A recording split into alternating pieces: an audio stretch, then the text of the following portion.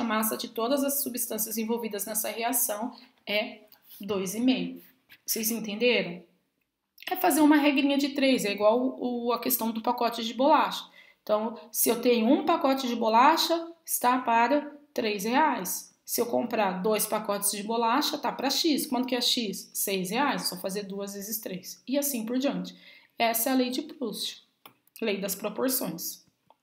A terceira lei é a lei de Dalton. A gente inicialmente vai trabalhar mais a lei de Proust e a lei de Lavoisier inicialmente. A lei de Dalton, eu vou enunciar ela aqui, até porque o material apresenta ela, mas a gente vai trabalhar com ela um pouco mais para frente, tá? A lei de Dalton é chamada também lei de proporções, só que múltiplas. Por que múltiplas? Dependendo de como eu trabalhar com as massas das substâncias, eu vou ter a formação aí de substâncias diferentes. Como assim, professor? Então vamos lá. A lei de Dalton, ela foi enunciada por John Dalton, que morreu em 1766, que nasceu em 1766 e faleceu em 1844. Essa lei, enunciada por ele, diz assim, ó: quando se combina uma massa fixa de uma substância com massas diferentes de outra substância, forma-se substâncias diferentes devido a uma diferente proporção de números inteiros. Traduzindo, eu sei que vocês estão falando, não entendi nada, então vamos traduzir. Então vamos lá, ó. Eu peguei e fiz vamos supor, como exemplo, fiz a reação entre o hidrogênio e o oxigênio. 2 experimentos, a reação entre o hidrogênio e o oxigênio nos 2 casos. No entanto, no primeiro experimento, eu vou usar 4 gramas de hidrogênio e no segundo experimento eu vou usar 4 gramas de hidrogênio também. Então, isso que ele quer dizer aqui, ó, quando se combina uma massa fixa de uma substância. Qual é a substância? Hidrogênio, massa fixa, nos 2 casos, 4 gramas. O hidrogênio, eu vou reagir com outra substância. Quem é a outra substância? O oxigênio, nos 2 casos. Porém, eu vou usar massas diferentes, ó, 32 gramas de oxigênio e 64 gramas de oxigênio, no segundo experimento. Então, é isso que ele falou, ó, de uma substância com massas diferentes de outra substância, massas diferentes. Vamos analisar aqui o primeiro experimento. Quando eu uso 4 gramas de hidrogênio para reagir com 32 gramas de oxigênio, tem a formação de 36 gramas de água. Isso está obedecendo a lei de Lavoisier, a lei de conservação das massas. Massa dos reagentes, 32 mais 4 é igual à massa do produto, nesse caso, 36 gramas. Mas se eu quiser achar a proporção, os menores números inteiros, entre o hidrogênio e o oxigênio para produzir água, é 1:8. Como você chegou de uma parte de hidrogênio para 8 partes de oxigênio, professor? 4 e 32. Qual que é o menor múltiplo comum entre eles? O 4. Tirei MMC de 4 e 32. Aí depois eu divido, ó, 4 dividido por 4, 1. 32 dividido por 4, 8.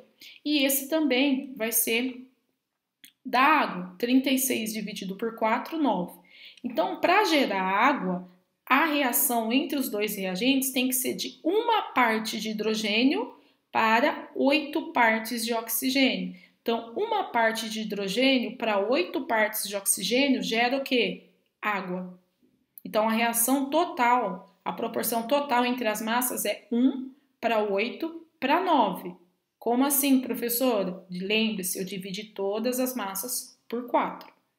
Agora, se eu tiver hidrogênio com oxigênio, só que aqui, ó, a proporção entre as massas é diferente. O menor múltiplo comum aqui é o 4. Então, 4 dividido por 4, 1. 64 dividido por 4, 16. Então, aqui não é 1:8, é 1:16. Se eu mudei a proporção, eu vou mudar a substância que vai ser formada. Nesse caso, a reação entre hidrogênio e oxigêno na proporção de 1:16, eu tenho a formação de água oxigenada. Também aqui está obedecendo a lei de Lavoisier, ó. 4 mais 64 é igual a 68, correto? E a gente para por aqui. Próxima aula, outro vídeo. Bye, bye!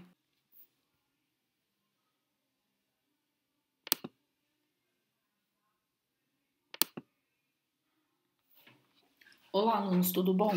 Estou aqui gravando o capítulo 3 do livro de Química sobre leis ponderais. Antes da gente começar a estudar leis ponderais, a gente tem que fazer uma revisão aí, lembrar do que a química estuda. Então, a química tem como alvo de estudo a matéria. Lembrando, o que é matéria? Tudo que possui massa e ocupa espaço. E o que a gente estuda da matéria? Suas transformações, suas propriedades e sua composição. Então, no momento, a gente vai começar estudando agora as transformações. O que são transformações químicas? Basicamente, é quando eu pego uma substância e transformo ela em outra. As transformações químicas também são chamadas de reações químicas. E as reações químicas, para facilitar o estudo, a gente tem algumas evidências que indicam a ocorrência de reações químicas na matéria. Quais são essas evidências? Mudança de cor. Por exemplo, quando a palha de aço enferruja. Como é que você sabe que aconteceu uma mudança, uma transformação química? Porque a coloração da palha de aço foi alterada. A gente tem formação de sólidos. Então, aqui, por exemplo, eu tinha um líquido incolor, né? Foi adicionada uma outra substância, apareceu esse sólido amarelo aqui. Eu tenho liberação de gás, variação de temperatura, mudança de cheiro, que vocês estão mais acostumados, por exemplo, quando tem o apodrecimento de uma fruta, da carne, por exemplo, o cheiro é bem característico. O desaparecimento de algumas substâncias iniciais, né? Então, por exemplo, aqui pegou o ovo antes de fritar, você tem a clara, que é incolor. Quando você frita, você tem aqui essa aparência esbranquiçada. Então, aqui houve alteração ou desaparecimento das substâncias originais da clara para mudança aqui para outras substâncias. Basicamente são proteínas, né? E eu tenho aparecimento de uma chama nas reações de combustão, né? Que nada mais são as reações de queima. Mas nem toda reação química vai ter essas evidências, né? Assim, mas para princípio de estudo, a gente tem que ficar ligado aqui a algumas indicações. Quando a gente quer representar uma reação química, a gente tem sempre dois componentes de uma reação. As substâncias iniciais, ou seja, aquelas que vão sofrer a transformação, que são chamadas de reagentes. E as substâncias que vão ser produzidas, que vão ser formadas, que eu não tinha antes, que são chamadas do quê? De produtos da reação. Então, aqui como exemplo, ó, eu tenho a reação química, a transformação da água. Então, inicialmente, eu tenho duas moléculas de água. Então, a água é o reagente dessa reação. Após a reação química, que essa reação aqui da água, ela usa a eletricidade para quebrar a molécula de água em duas outras moléculas mais simples, que seria o gás hidrogênio e o gás oxigênio. Essas duas substâncias eu não tinha antes. Então, elas foram formadas, elas foram produzidas, então elas são chamadas de produto da reação. Então, toda reação química que corresponde à transformação da matéria, ela é formada pelas substâncias que vão sofrer a transformação, que são chamadas de reagentes, e pelas substâncias que vão ser formadas, que eu não tinha antes, que vão ser chamadas de produto. Isso a gente pode exemplificar em duas reações aqui, que a gente conhece bem. A primeira reação é essa que vocês estão vendo aqui, a chama, a queima. Queima do quê? De um combustível. Essa reação é chamada de combustão. Então, combustão é a mesma coisa que queimar. Toda vez que eu quero queimar algo, esse algo é chamado de combustível. Então, se eu queimo o papel é combustível. Se eu queimo o álcool, o etanol é o combustível. Se eu vou queimar a gasolina é o combustível. Só que essa reação de queima, ela não acontece se eu tiver apenas o combustível. Eu preciso ter um outro componente aí muito importante presente no ar, que é o gás oxigênio, que é essa formulazinha aqui, química O2, certo? Então, por exemplo, vocês já devem ter feito o experimento da vela, né, acesa, e você vai lá e coloca um copo virado sobre a vela. Com o tempo, o que acontece? A chama apaga. Por que apaga? Porque todo o oxigênio foi consumido pelo combustível, foi gasto pelo combustível. Então, se eu não tenho oxigênio, eu não tenho queima, eu não tenho reação de combustão. Então, o combustível junto com o oxigênio são as substâncias iniciais que eu tenho. Então, elas são chamadas de reagentes. O que vai ser produzido, o que vai ser formado a partir disso, são as substâncias produto. Então, se eu considerar que o meu combustível é o etanol, que é tão tão falado aí, todo mundo procurando um álcool em gel, né? O que eu vou ter como substância formadas? O gás carbônico, CO2, água, e se essa queima for incompleta, eu vou ter a presença ainda do monóxido de carbono, desse terceiro gás. Então, aqui nessa reação de combustão, a gente sabe que a liberação de gás é uma evidência dessa reação, e outra, a gente também tem a mudança de temperatura, né? Quando a gente queima, a gente vê que há um aumento da temperatura. Outra reação aí bastante estudada por vocês nas aulas de biologia, principalmente, é a reação de fotossíntese, né? A reação de fotossíntese, ela acontece através de seres vivos clorofilados, que apresentam clorofila. E o que é basicamente essa reação? Eu preciso de água e gás carbônico, duas substâncias que eu já tenho, que os seres clorofilados vão absorver, ou seja, são os reagentes da minha reação química, é eles que vão sofrer a transformação. Então, gás carbônico junto com água e absorção de luz vinda do sol, luz ultravioleta, forma gás oxigênio, que eu não tinha antes, e a glicose, que é essa fórmula aqui química, C6H12O6. A glicose, a gente sabe que é o açúcar, o alimento daquele ser clorofilado que foi produzido. E o gás oxigênio é uma importante substância que vai ser utilizada pelos seres vivos que utilizam dela para processo de respiração. Então, aqui eu tenho dois exemplos de reações químicas onde eu posso ver os reagentes e os produtos, correto? Mas, quando a gente vai fazer uma reação química, a gente não pode usar qualquer quantidade de substância para fazer essa transformação.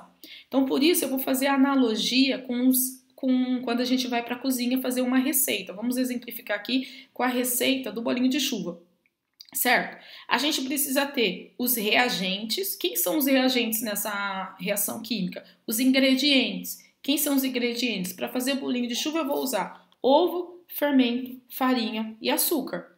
Leite também.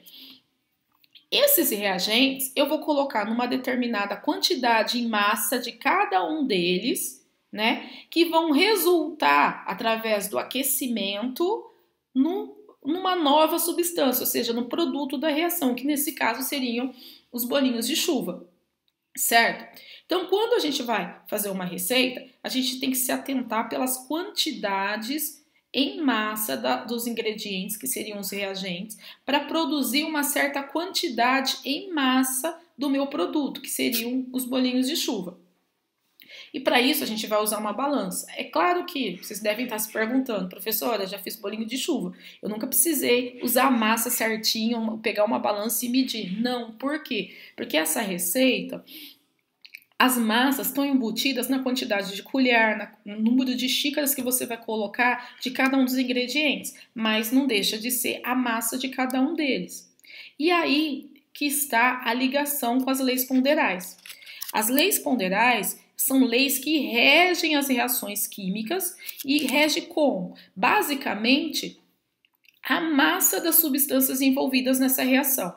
Eu não posso, se eu quiser produzir, por exemplo, sei lá, 30 bolinhos de chuva, eu não posso usar qualquer massa de cada um deles. Eu tenho as massas específicas que vai render aí em torno de 30 bolinhos de chuva. Se eu quiser fazer 60 bolinhos de chuva, eu vou ter que alterar as quantidades em massa de cada um dos meus ingredientes / reagentes para poder produzir esses 60 gramas de bolinho de chuva. Então, as leis ponderais são as leis associadas à massa das substâncias envolvidas nas reações químicas. E a primeira lei que a gente vai estudar foi proposta pelo químico Lavoisier. O nome dele completo, Antoine Laurent Lavoisier. Ele era francês, tá? Que ele nasceu ele nasceu em 1743 e faleceu em 1794. A lei dele também é conhecida como lei de conservação da massa. E é uma coisa bem simples. O que consiste? Aqui, para vocês entenderem, foi feito um experimento, onde eu usei uma balança, correto? Onde eu tenho o aparato inicial da minha reação, ou seja, onde eu tenho as substâncias reagentes. Dentro desse frasco de vidro aqui, que é chamado Erlenmeyer, foi colocado um líquido incolor. que é o ácido clorídrico, corresponde a um ácido. O nome desse ácido é ácido clorídrico.